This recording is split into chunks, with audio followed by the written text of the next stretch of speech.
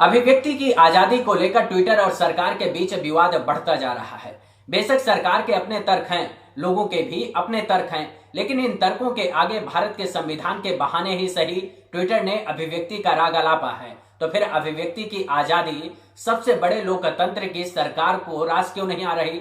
वैसे सुना है कि भारत सरकार लोगों के बोलने की आजादी के बचाव में खड़ी है, तो फिर आजाद ख्यालात वाली सरकार का ट्विटर से विवाद क्यों है? ट्विटर ने बीजेपी के झूठ को एक्सपोज किया, तो क्या इसलिए सरकार कानूनी शिकंजा का सबक सिखाना चाहती है, या फिर सोशल मीडिया ने सरकार की इतनी ज्यादा मुश्किल बढ़ा दी कि खुद की छवि को बचाने के लिए कानूनों की पहरेदारी बढ़ा दी? अब आप ही सोचिए, सबसे बड़े लोकतांत्रिक देश होने की आजाद ख्यालात वाली सरकार की सोच इतनी संकुचित क्यों है, जो लोगों की सोच को कानून की बेड़ियों में कैद कर मारना चाहती है? कुछ लोग कह सकते हैं कि तुमको तो बोलने से कोई नहीं रोक रहा, तो फिर अब कौन सी अभिव्यक्ति की आजादी की बात करते हो? तो सुनिए, बात मेरे बोलने ना बोलने की नहीं है, बल्कि आपकी आवाज कितनी सुनी जा रही है, इस बात की चिंता करने की जरूरत आपको भी है। वैसे बोलने को तो चीन में भी लोग कुछ ना कुछ बोल ही रहे होंगे, तो फिर चीन पर आरोप क्यों लगता है कि वो अपने ही लोगों की आवाज दबाता है? जयराम दोस्तों, मेरा नाम गंगा प्रसाद और आप देखना शुरू कर चुके हैं वॉच न्यूज।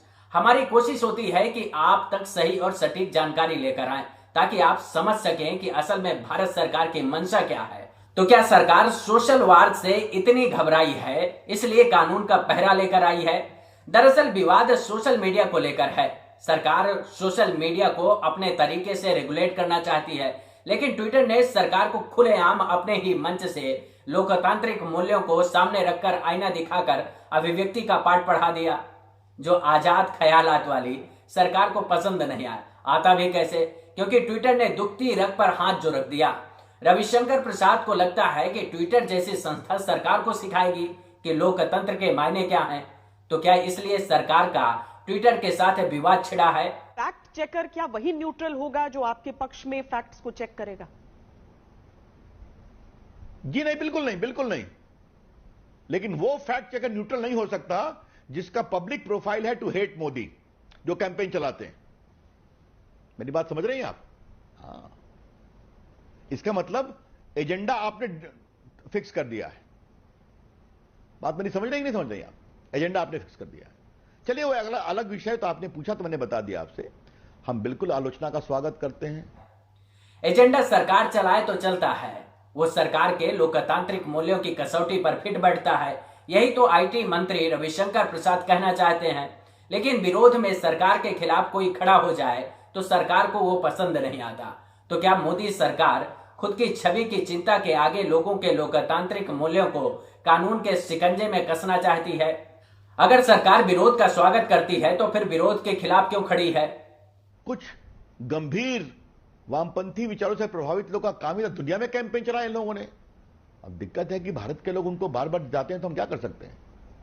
तो इसीलिए मैं फिर कहता हूं कि ये सोशल मीडिया कंपनी को ये समझने की जरूरत है कि भारत का एक बहुत बड़ा वर्ग दूसरा भी सोचता है, और अगर आप सिर्फ एक ही सोच को नियमित करेंगे, आप इसके अकाउंट को कैंसिल करेंगे, उसकी कोई सुनवाई नहीं करेंगे, और ऊपर से लोकतंत्र का लेक्चर हमें देंगे और भारतीय कानूनों का पालन नहीं करेंगे, this cannot go. Shweta ji, very clear.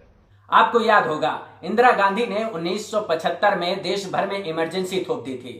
तब जयप्रकाश नारायण इंदिरा गांधी के खिलाफ खड़े हो गए थे। इस आंदोलन के सारथी रविशंकर प्रसाद भी हुआ करते थे, जिन्होंने अभिव्यक्ति की आजादी का पाठ उसी आंदोलन से पढ़ा है।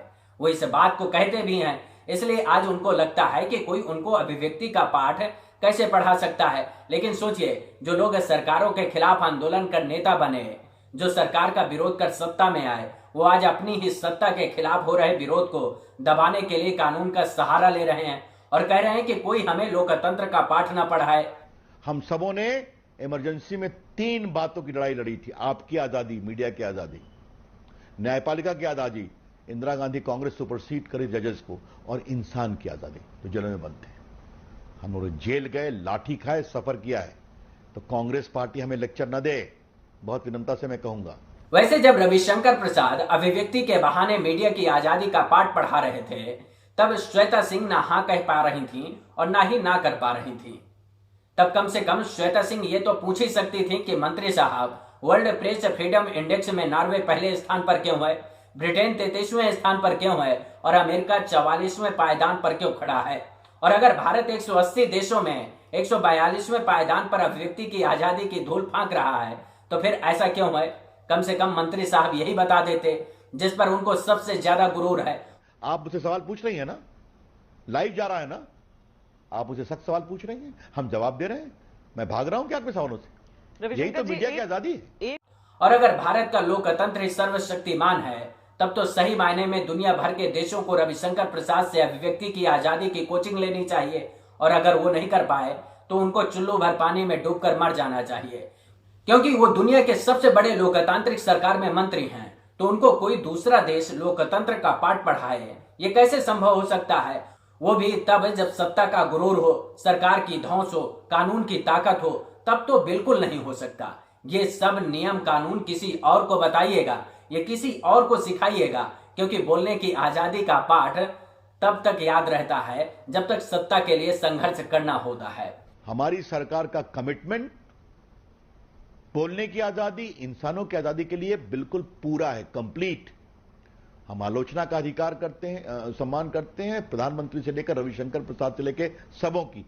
सरकार जब कहती है कि हम लोगों के बोलने की आजादी के पक्षधर हैं, तो मोदी सरकार से पूछिएगा, क्यों सरकार ने central civil services pension rule 1972 में संशोधन किया? क्यों ये नियम जोड़ा गया कि रिटायर्ड सुरक्षा अधिकारियों को अपने पूर्व संगठन से जुड़े विषय पर लिखने से पहले सरकार से अनुमति लेनी होगी, और अगर ऐसा नहीं करते हैं तो उनकी पेंशन सरकार रोकने का फैसला ले सकती है। अब आप सोचिए, जो सरकार बोलने की आजादी की पक्षधर है, वही सरकार कानून बनाकर किसी अधिकारी के बोलने और लिखने पर पाबंदी लगाने का काम कर रही है। क्या ये अब सच नहीं है कि सरकार ने अपने आलोचकों की जुबान को बंद करने के लिए नया फरमान जारी किया है ताकि विरोध को दबाया जा सके? सोचिए, ट्विटर ने ऐसा क्या किया जो सरकार को पसंद नहीं आया? उसने एक ऐसे व्यक्ति के ट्वीट को बेनकाब कर दिया जिसने अपने झूठ से दूसरी पार्टी को बदनाम करने की साजिश रची। उसमें मैनिपुलेशन का टैग लगा दिया और दुनिया को बता दिया कि सबसे बड़े लोकतांत्रिक देश की सबसे बड़े पार्टी के प्रवक्ता संबित पात्रा और उनके नेताओं ने मिलकर टूल किट तैयार की, जिसने कांग्रेस को जनता के बीच बदनाम करने की साजिश रची। उस पार्टी की साजिश को ट्विटर ने डिरेल कर दिया। मोदी सरकार के लिए मुश्किल ये हो गई कि ना अब निगलते बन रहा था, ना उगलते बन रहा था। जो पार्टी झूठ का सहारा लेकर राय का पहाड़ बनाना चाहती थी, वो पार्टी अपने ही एजेंडे में फंसकर बेनकाब हो गई। भारतीय जनता पार्टी का टूलकिट सबके सामने है। एक फर्जी कागज, आप हैरान होंगे कैसे एक फर्जी कागज को कांग्रेस का दिखाते हुए, हमारे लेटर हेड को फोर्ज करते हुए, रिसर्च डिपार्टमेंट के लेटर हेड को फोर्ज करते हुए आज एक सुबह से सोशल मीडिया और मीडिया में एक माहौल बनाने की कोशिश की जा रही है कि कैसे साहेब की ऊपर जो उनकी छवि पर जो आंच आ रही है, कैसे लोगों का ध्यान उससे हटे, कैसे सारे टेलीविजन पे यही डिबेट हो, टूल किट आ गया जी, टूल किट आ गया जी, और डिबेट्स बंद हो जाएं। कोरोना से जो महामारी से जो लोग मर रहे हैं, जो लोग तड़प रहे हैं, परेशान हो रहे हैं, उस सब से ध्यान हट जाए।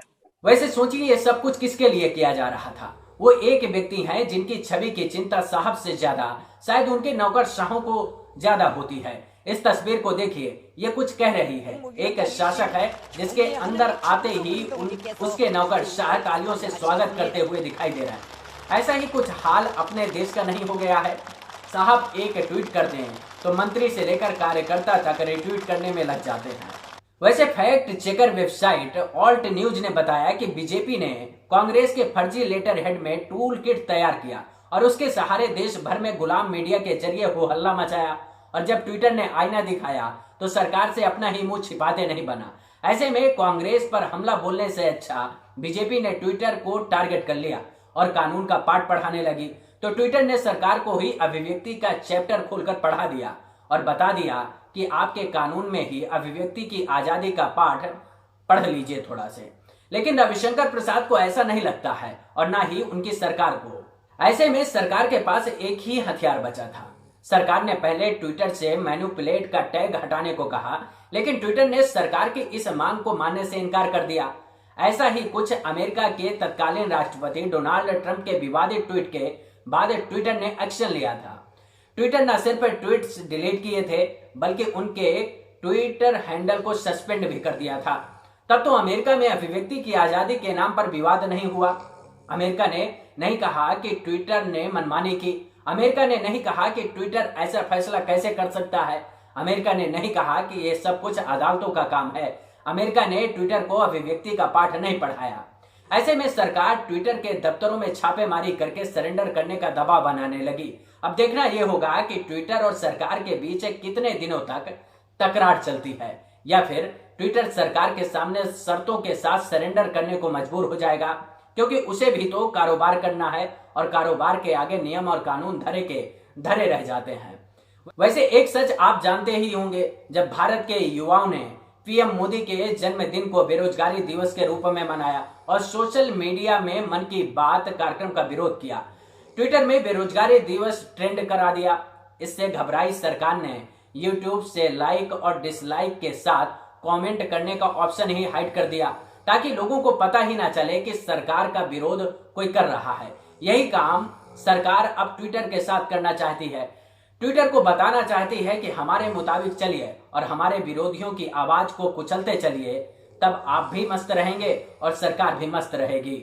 फिलहाल इस वीडियो में इतना ही, लेकिन इस वीडियो को लाइक करना, कमेंट करना और शेयर करना मत भूलिएगा। साथ ही मैं अपने सभी वीडियो टेलीग्राम में डालता रहता हूं, तो आप अगर इस टेलीग्राम को ज्वाइन कर लेंगे तो आपको हर वीडियो का नोटिफिकेशन भी मिलता रहेगा।